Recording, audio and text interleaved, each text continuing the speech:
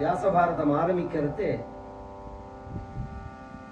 மகாகணபதிய பிரார்த்திச்சிருந்து அவரோட துணையோட அந்த பாரதத்தை எழுது அப்படின்னு பிரம்மா சொல்லிட்டார் வியாசனுக்கு. ஏன்னா ஒன்னால பொதுவா இது அபூர்வமான ஒரு சிஸ்டம் நாம காமிச்சதுதான் உலகத்துக்கு. அந்த காலத்துல சொல்றவா ஒருத்தரா இருப்பா, எழுதுறவா ஒருத்தரா இருப்பா. சொல்றவாளே எழுதுறவாளா இருக்க மாட்டான். ஏன்னா சொல்றவா எழுதினா அந்த காட்டு தடைப்படும், பிரேக் ஆகும். அதனால இவ பாட்டு சொல்லிட்டே வருவா, அவ பாட்டுக்கு எழுதிட்டே வருவா. அந்த ஸ்பீடுக்கு எழுதணுங்கிறதுக்காக ஷார்ட் ஹேண்டே வந்தது. இன்னும் சொல்ற ஸ்பீடுக்கு எழுதணும் அப்படிங்கிறதுக்கு தானே. இவரோ லட்ச ஸ்லோகம் பண்ண போறார். யாரு? வியாசரும். லட்ச ஸ்லோகத்தையும் என்ன இந்த சினிமா பாட்டுக்கு கதை பாட்டு எழுதுற மாதிரி ரூம் போட்டு ப்ரொடியூசர் காசை ஒழிச்சு ஒரு பாட்டுக்கு 10 நாள் பேப்பரை சுருட்டி கண்டதை தின்னுட்டு எழுதுவானே, அது மாதிரியா? அப்படி இல்லையே. நினைச்ச மாத்திரத்தினால லட்ச ஸ்லோகம். ஒரு ஸ்லோகம் 2 ஸ்லோகம் இல்லை, லட்ச ஸ்லோகம் எழுதுறா. அதனாலதான் பிரமிச்சு பாக்குறாவாங்க. இதெல்லாம் ஒரு மனிதனோட சக்தியா முடியுமா? மொத்தம் 24 லட்சத்துக்கு மேல போறது ஸ்லோகம் வியாசருடைய காம்போசிஷன் எடுத்தாலே.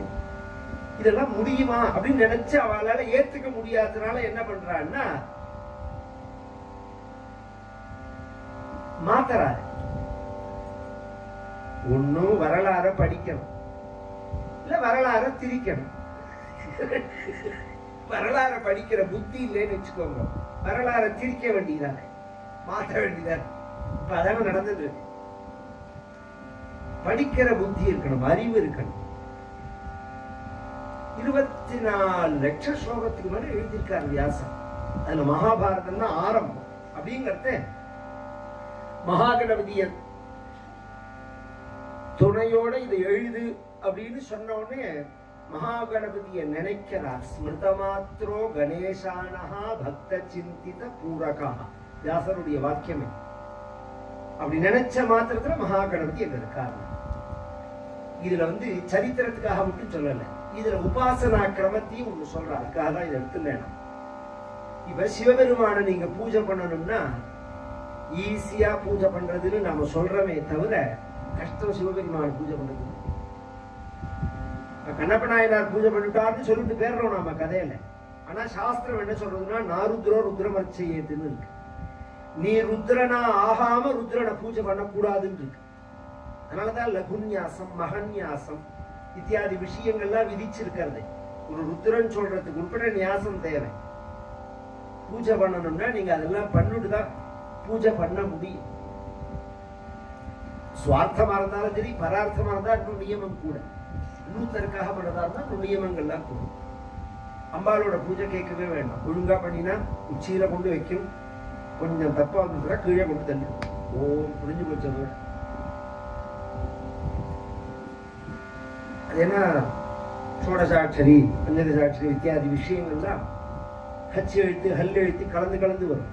ஏதாவது ஒரு இடத்துல தப்பா மிஸ்டேக்கா நீங்க உச்சரிச்சேன்னு வச்சுக்கோங்க, ஐயோ மந்திரம் தானே எல்லாம் பார்க்காது, தெரியாம சொல்லிட்டானே எல்லாம் விடாது.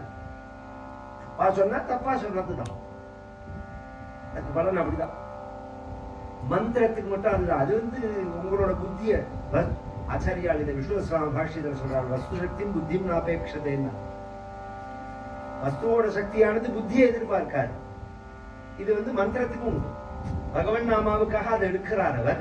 இது மந்திரத்துக்கும் பொருந்தும், மருந்துக்கும் பொருந்தும், வஸ்துவுக்கும் பொருந்தும். இந்த சூத்திரங்கள்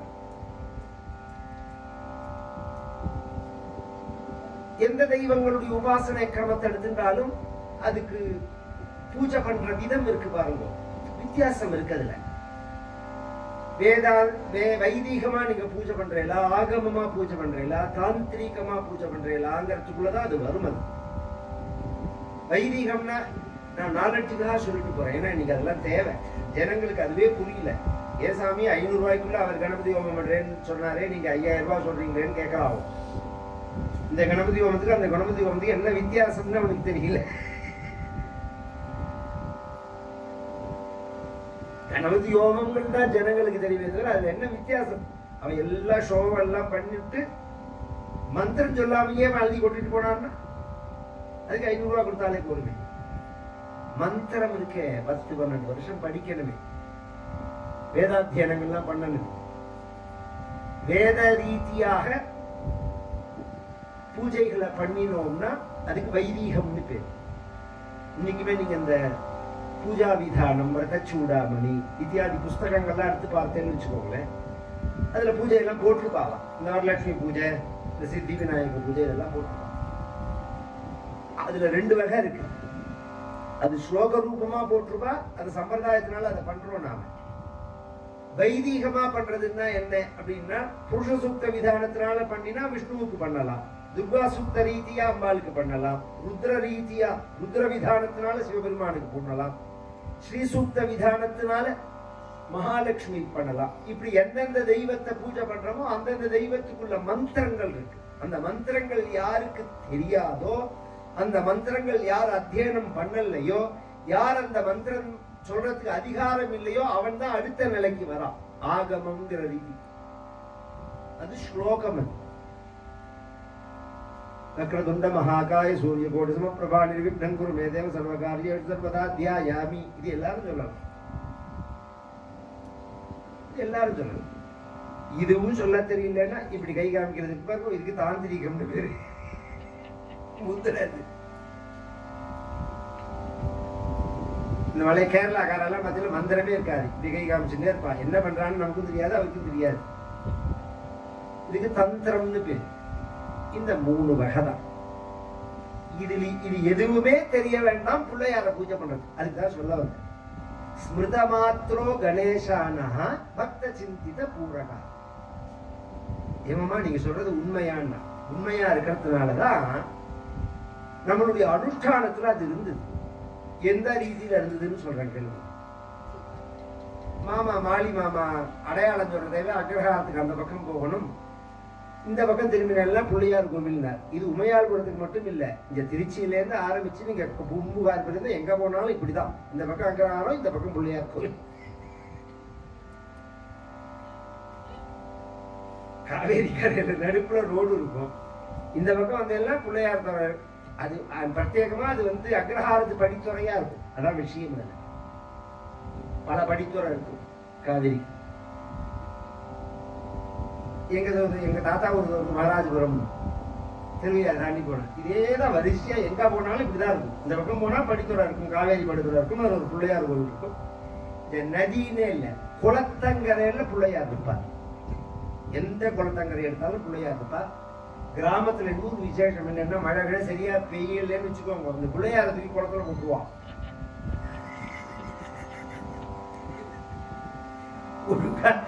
மழை பெய்ய வச்சாதான் அவருக்கு பூஜை, இல்லைன்னா பிள்ளையார தூக்கி குளத்துல போட்டுருவான். வந்துடும் மழை. அது ஒரு ஐதீகம். அது பிள்ளையார தூக்கி குளத்துல போட்டா மழை வந்துடும் உடனே பின்னாடியே. படித்துறை, அரச மரம், இதுல இருந்து ஆரம்பிச்சு யார் பூஜை பண்ணினாலும், யாராத்துல எந்த பூஜை பண்ணினாலும் முதல்ல விக்னேஸ்வர பூஜை தான் ஆரம்பிக்கும். நம்ம தமிழ்நாட்டுல சம்பிரதாயம் மஞ்சப்பொடியில பண்றது, மஞ்சப்பொடியில பிள்ளையார் வச்சு பண்றது. இதே கர்நாடகால போனேன்னா மஞ்சப்பொடி வச்சுக்க மாட்டாங்க, கொட்டைப்பாக்கு வச்சுப்பாங்க. கொட்டைப்பாக்குலதான் ஆவாகனம் பண்ணுவாங்க, கொட்டைப்பாக்குலதான் பூஜை பண்ணுவாங்க. நார்த் இந்தியா போனெல்லாம் தலைக்கு தலை மாறுமே. இது என்னது இது அப்படின்னா, பிள்ளையார் எப்படி பிறந்தாருங்கிறத வச்சு வர்றது. பிள்ளையார் வந்து பார்வதி குளிக்கும் போது அவளுடைய உடம்புல தடவின்ற மஞ்சளுடைய மிச்சத்தை குடிச்சு வச்சால் அதுல பிள்ளையார் வந்தார் அப்படின்னு ஒரு சரித்திரம் இருக்கு. பிரணவத்தினுடைய சொரூபத்திலிருந்து பிள்ளையார் வந்தார் அப்படின்னு ஒரு சரித்திரம் இருக்கு. அங்க இருக்கக்கூடியதான கணங்கள்ல ஒரு பையன் அவனுடைய தலையை வெட்ட போய் அதுல யானையை வச்சு அதுல இருந்து பிள்ளையார் வந்தார்னு ஒரு சரித்திரம் இருக்கு. இத்தனை கதைகள் இருக்கிறது. இதெல்லாம் எது உண்மை அப்படின்னா எல்லாமே உண்மை. எல்லாமே எப்படி உண்மை ஆகணும்னா, இது வந்து கல்பாந்தரங்கள்ல நடந்த சரித்திரம். இப்ப நாம அனுஷ்டானத்துல நம்மளுடைய நடைமுறையில இருக்கிறது என்ன? ஸ்வேதவராக கல்பே அப்படிங்கிறோம். இதுக்கு வந்து ஸ்வேதவராக கல்பம் அப்படின்னு பேர். இதுக்கு முதல் கல்பம் பாத்ம கல்பம்னு பேர். இந்த கேலக்சி தன்னை முதல்ல கிரியேட் பண்ணிக்கிறதுக்கு ஒரு காலம், அப்புறம் அதுல சிருஷ்டியானது ஒரு காலம். இதெல்லாம் ரொம்ப விஸ்தாரமான விஷயம் புராணங்கள்ல. சயின்டிபிக்கா சொல்லணும்னா அப்படி சொல்லணும். புராணங்களை சொல்லணும்னா நிறைய விஷயங்கள் திரும்ப திரும்ப தான் நடக்கும். 1-2 தான் மாறும். இப்ப பொழுது முடிஞ்சா காலத்தால 6:30 மணிக்கு சூரிய உதயம் மாறான், 6:25க்கு அஸ்தமனம் மாறான்னா இது ருட்டீனா நடக்கும். இதுல கொஞ்சம் மாற்றம் வருது. பத்தியில நாமே பொழுது முடிஞ்சா காபி போட்டு குடிக்கிறோம், அடுத்தது என்ன பண்றோம், பல்லு தேய்க்காம காபி குடிக்கிறோம், அப்புறம் பல்லு தேய்க்கிறோம், அப்புறம் குளிச்சுட்டு வரோம், அப்புறம் டிஃபன் சாப்பிட்றோம், அப்புறம் சாப்பிட்றோம். இதுல மாற்றுப்பாடு என்ன இருக்கும்? டிஃபன்ல காபி வேணா தண்ணியா இருக்கலாம், திக்கா இருக்கலாம், டிஃபன் வேணா இட்லி தோசையா இருக்கலாம், பழையதா இருக்கலாம், சாப்பாடு வேணா வத்த குழம்பு சாம்பாரா வார்த்தை இருக்கலாம். இதுல காரியத்துல வித்தியாசம் கிடையாது, இதே காரியம் தானே. அது மாதிரி சிருஷ்டி அப்படிதான். சூர்யா சந்திரம சௌதாதா யதா பூர்வம் அகல்பயத்து அப்படின்னு சாஸ்திரம். இந்த சிருஷ்டி அப்படிதான் நடக்கிறது. அதுல 1-2 மாறுபாடுகள் தான் ஏற்படும். அந்த சிருஷ்டி நடக்கிறது. அந்தந்த சிருஷ்டியில சில சமயங்கள் பிள்ளையார் எப்படி உண்டானாருங்கிறத பொறுத்து பிள்ளையாருடைய ஜனனம் அவதாரம் சொல்லப்படுறது. எல்லாம் கலந்து சொல்றதுனால என்ன, ஒருத்தர் இப்படி சொல்றான், ஒருத்தர் அப்படி சொல்றான், அப்படி கிடையாது. ஒரே ஆளையே ஒருத்தன் தாத்தாங்கிறான், ஒருத்தன் அப்பாங்கிறான், ஒருத்தன் மாமாங்கிறான். இவருக்கு என்ன பேர், இத்தனை ஃப்ராடு பெயரான்னு அப்படி அர்த்தம் இல்லையே. காலத்தினாலையும் உறவுனாலையும் ஒரு ஆளுக்கே பெயர் மாறுபடுறது. அது மாதிரி இது மாறுபாட உடையது. அது பெரிய விஷயம். நாம உபாசிக்கிறது மஞ்சள் பொடியில பூஜை பண்றோம். வாத்தியார கூப்பிட்ட வாத்தியார வந்து நம்ம கல்யாணத்துல கணபதி பூஜை பண்றது, அங்க என்ன ரோஜா பூலாம் வச்சு வெள்ளி தட்டுல வச்சு, அந்த காலத்துல எல்லாம் ஸ்வர்ண தட்சிணையா வைப்பான் வாத்தியாருக்கு. கல்யாணம் ஆரம்பிக்கிறது ஸ்வர்ண தட்சிணை அப்படி. அதே சமயத்துல கோட்டை அடுப்புல சமையல் பண்றவர் இருக்காரு, அவரு சமையல் ஆரம்பிக்கிறதுக்கு முன்னாடி பிள்ளையார் பூஜை பண்ணுவாங்க. இங்க வந்த காலக்கு பிள்ளையார் பூஜை பண்ற மாதிரி அங்க பிள்ளையார் பூஜை பண்ணுவார். அங்க ஒரு இடத்த அலம்பி விட்டு அந்த இடத்துல பிள்ளையார மஞ்சள் பொடியை வச்சு அதுல தேங்காயை உடைச்சு நைவேத்தியம் பண்ணி, ஒரு மேஸ்திரிய கூட்டம்னா அவரும் பிள்ளையார் பூஜை பண்ணுவார், ஒரு ஆசாரிய கூட்டம் அவரும் பிள்ளையார் பூஜை பண்ணுவார். இதெல்லாம் கூட நியாயம். கோகுலாஷ்டமிக்கு முறுக்கு சுத்தறதுக்கு என்ன பிள்ளையார் பூஜை? அந்த மாவுலியே ஒரு பிள்ளையார். இப்ப கிருஷ்ணா ஸ்வீட்ஸ் முறுக்கா கொடுத்தாங்களா, சுத்தறது என்ன என்னன்னு தெரியாது. ஆத்துக்காரர் தான் சுத்த விடுறாங்களே தவிர முறுக்கு சுத்தறது எப்படின்னு தெரியாது. அந்த முறுக்கு மாவுல பிள்ளையார் வைப்பா. யாரா பாத்துருக்கீங்களா? முறுக்கு மாவுல ஓரத்துல வச்சிருப்பா பிள்ளையார்.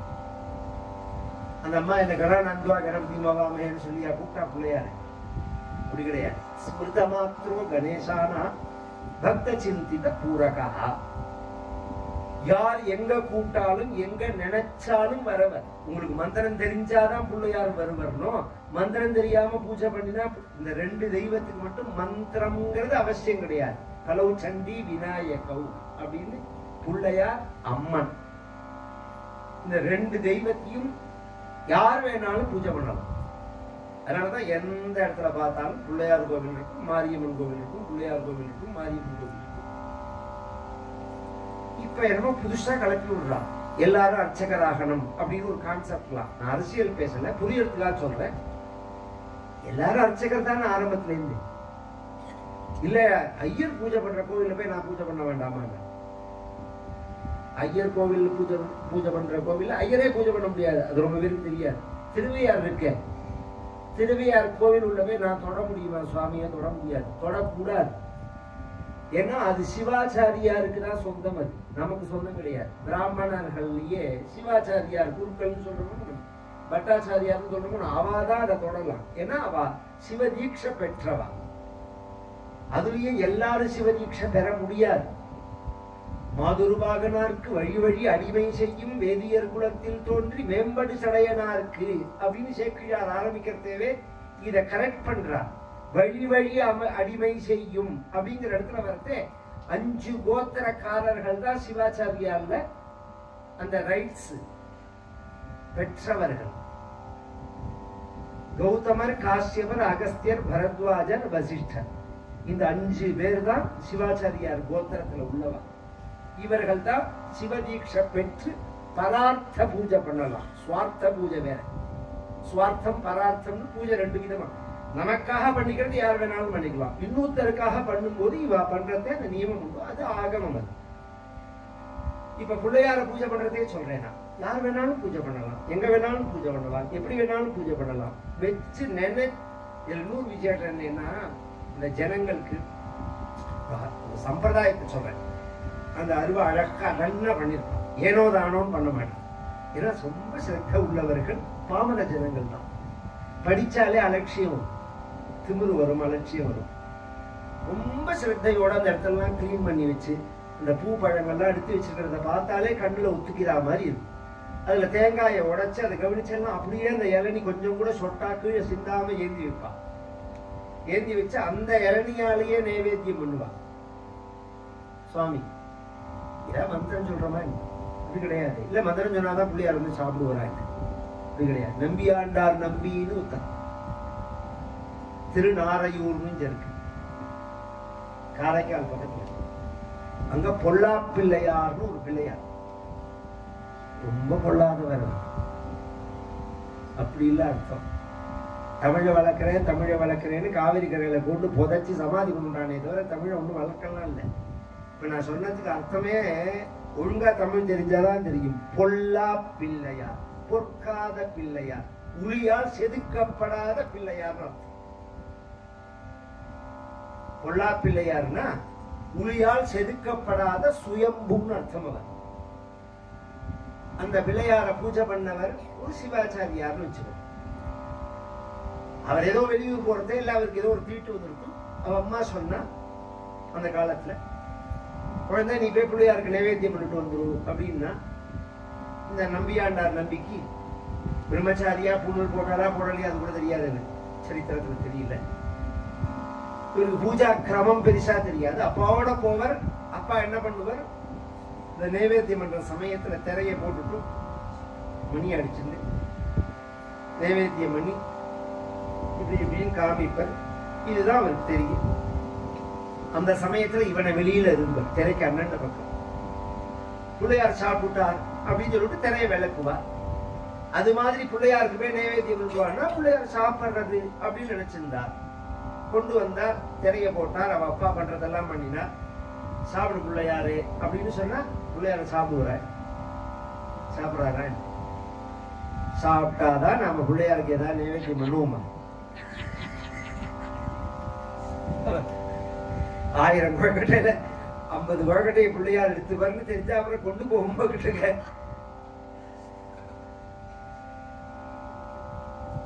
ஏதோ அவர் அப்படியே கொடுக்கறதுனால திருப்பி எடுத்துட்டு வரும். ஆவி உனக்கு அமுது எனக்கு. தமிழ்ல இவர் சாப்பிடு அப்படின்னா எல்லாம் நிறைய சரித்திரங்கள் ஒரே மாதிரி இருக்கு. பக்தர்களுடைய ஆகும் இருக்கு பாருங்க, ஆச்சரியமான. நாமதேவர்னு ஒருத்தர் கதையில இது உண்டு. பாண்டுரங்களுக்கு நைவேத்தியம் பண்ணும் போது இவர் சாப்பிடு அப்படின்னு சொல்லி அவர் சாப்பிடலன்னு உடனே ஒரு பாட்டு பாடினார். அவர் பாண்டுரங்கன் சாப்பிட்டான். ஒரு ஆசிரியர் என்ன தெரியுமோ, இன்னைக்கு நைவேத்தியம் பண்ணும் போது திரை போட்டு நாம எப்படி நைவேத்தியம் பண்ணுவோம்னா, முதல்ல பரிசேஷனம் தான். அதுவே நான் சொல்லி கொடுக்குறேன், ஏன்னா ரொம்ப பேருக்கு தெரியாமலே ஓடிட்டு இருக்குது. பரிசேஷனம்னா என்னன்னு தெரியாமலேயே 56 சுத்து சுத்தம் ஒரு சினிமால சொல்லுவாங்க, எதுக்குடா 70 நம்பர் அழுத்தறேன்னு. அது மாதிரி 56 சுத்து சுத்தலாம். அந்த பரிசேஷனம்னா என்னன்னு முதல்ல ஜலத்தை எடுத்துக்கணும். அப்படின்னு ஒரு தடவை சுத்தணும். சுத்திட்டு காயத்ரி மந்திரம் சொல்லி தெளிக்கணும். தத்சவித்துவம் சொல்லி அது மேல புரோக்ஷனம் பண்ணணும். அந்த மந்திரம் முழுக்க சொல்லி ஜலத்தை தெளிக்கணும் சாப்பிட்ற சாப்பாட்டு மேல. அதுக்கப்புறம் தேவ சவித பிரசுவா அப்படின்னு ஒரு தடவை சத்தியம் தொத்தேன பரிஷிஞ்சாமி. இது காத்தால ரிதந்த்வா சத்தியேன பரிஷிஞ்சாமி சாயம் பரிஷிஞ்சதி சத்தியம் தொத்தேன பரிஷிஞ்சாமி பிராதः அக்னிர்வா ரிதம். வேதம் சொல்றது காத்தால என்ன சொல்லணும், சாயங்காலம் என்ன சொல்லணும் அப்படின்னு. மத்தியானம் 2 மணிக்கு தாண்டி எடுத்தனாலே அப்புறம் ரிதந்த்வா சத்தியம் அந்த காலத்துல சொல்லுவா, ரிதந்த்வா தான் போஜனம்னு. லேட்டா போயிடுதுன்னா ரிதன்வா சத்தியேன வருணிஞ்சாமிங்கிறது சாயங்காலம் சத்தியம் சத்தியன பண்ணிட்டு அமிர்தோபஸ்தரணமசி பிராணாய ஸ்வஹா அபானாய ஸ்வஹா இப்படி சொல்லிதான் எல்லா இடத்துலயுமே நைவேத்தியம். ஆனா பாண்டுரங்கனுக்கு அது கிடையாது.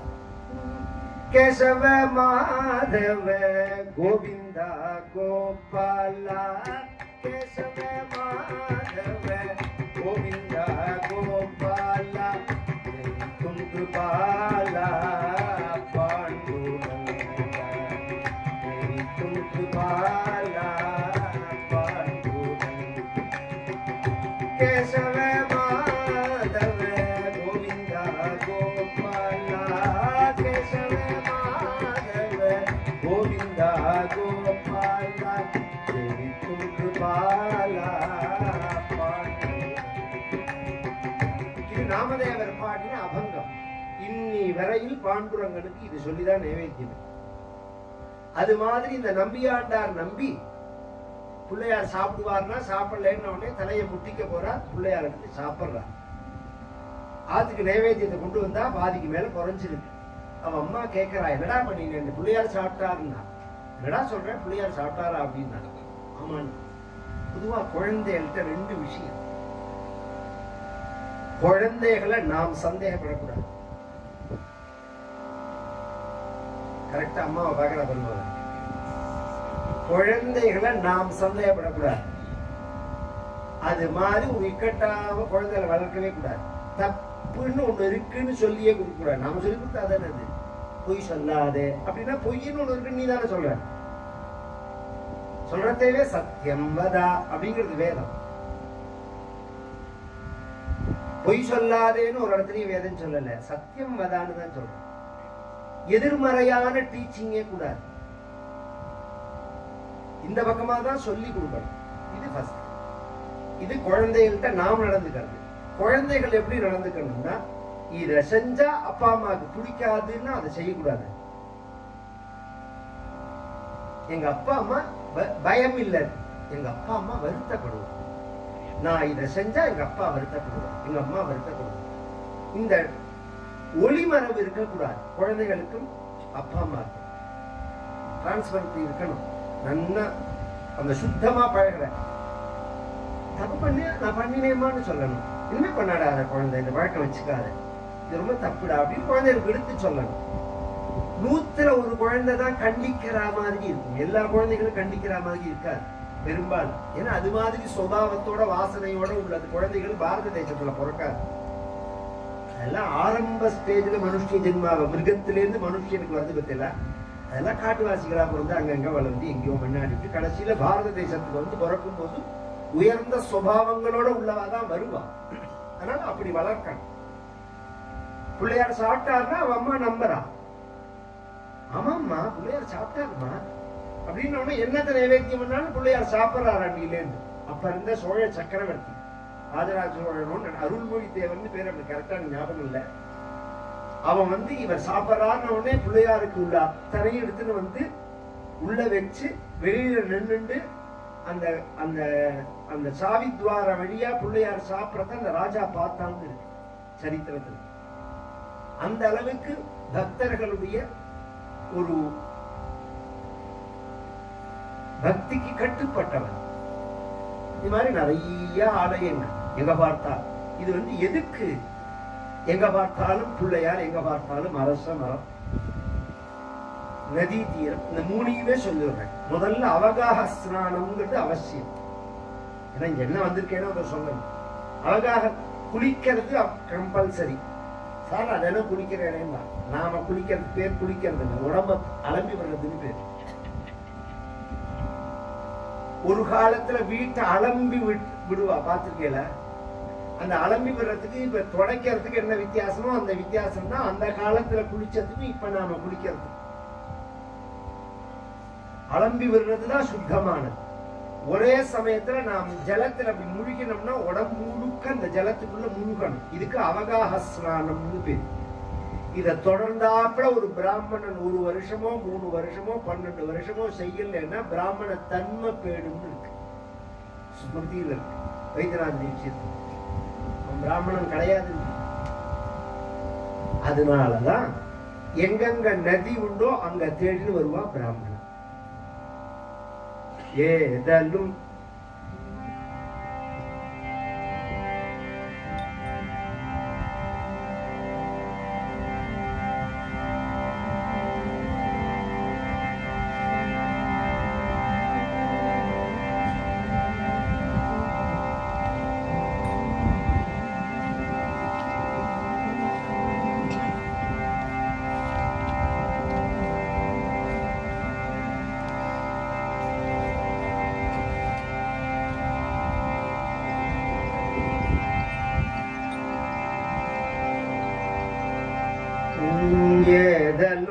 புகழ் காவேரியால் வினை சோழ மண்டல மீதே மனோகர.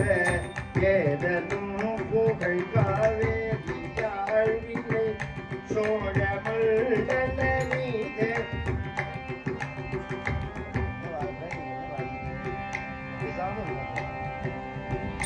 ஈதலும் பல்ல கோலா. ஏன்னா அவர் மேல தப்பு இல்லை, பஜன சம்பிரதாயம் வேற, இது வேற. இது தேவார திருவாசகத்துக்கு வாசிக்கிறது வேற.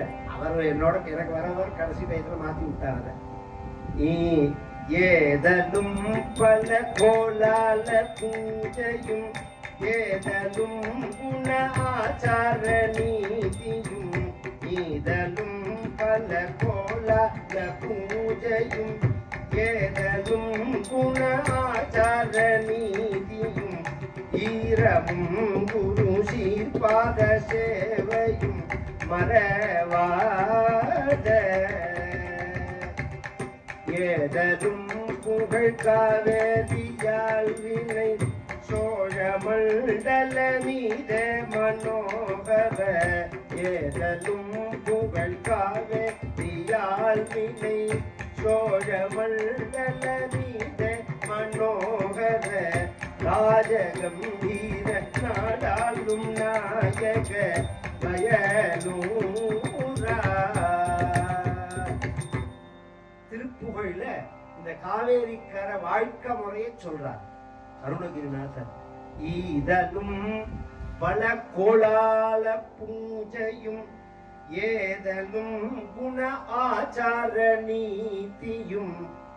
ஈரமும் குரு சீர்பாத சேவையும் மறவாத.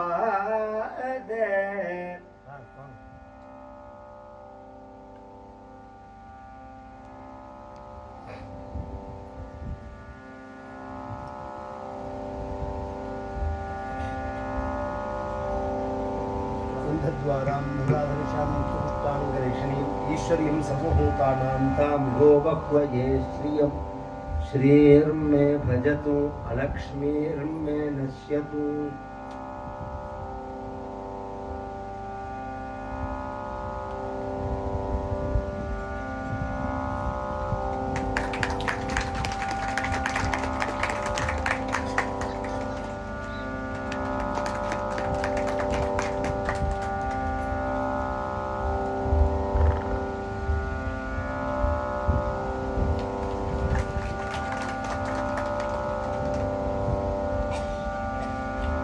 நதி தீரத்துல வாழ்ந்த சாதுக்கள் எப்படி இருந்தார்கள் அப்படின்னு பதிவு பண்றார்.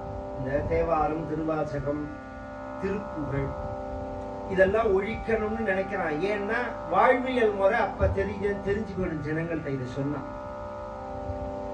2000 வருஷம் 3000 வருஷம் 4000 வருஷமா இங்க எப்படி இருந்தார்கள், அங்கேருந்து வந்தா இங்கேருந்து வந்தா ஆரியன் திராவிடன் எல்லாமே ஃப்ராட். எல்லாமே ஃப்ராட். 1-2 பொய்யா இருந்தா சரிங்களா, எல்லாமே ஃப்ராட். அப்படிலாம் ஒரு கதையே கிடையாது.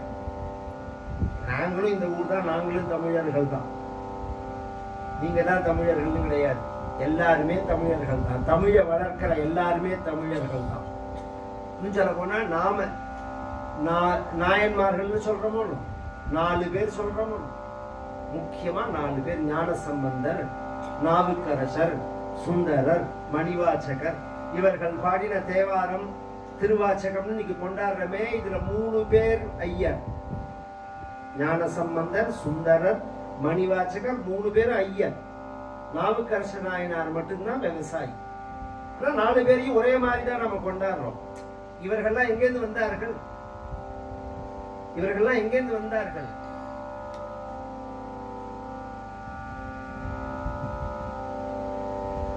பேசலாம், நிறைய பேசலாம். பொழுது புதுச்சா ஒவ்வொரு நாளைக்கு ஒவ்வொரு பிரச்சனையை கலப்பி விட்டு கான்செப்டுக்கு நம்ம பதில் சொல்ற மாதிரி பண்றோம். பொய்க்கு எப்படி நாம வரிஞ்சு கட்டு விளக்கம் சொல்றதுன்னு யோசனையா இருக்கு. ஏதாவது அறகுறையா சொன்னா நமக்கு அது பதில் சொல்லலாம், தெளிவுபடுத்தலாம். சுத்த பொய்யை சொல்லும் போது இனிமே அதுக்கு வரிஞ்சு கட்டு நாம எப்படி பதில் சொல்றோம்? இந்த தமிழ் காப்பாற்றப்பட்டதே பிராமணர்களாலதான். சுவாமிநாத ஐயர்னு ஒருத்தர் இல்லைன்னா தமிழ் என்னைக்குமே செத்து போயிருக்கும். தெரு தெருவா வீடு வீடா அக்ரஹாரமா போய் ஓலைச்சுவடிகளை தேர்ந்தெடுத்து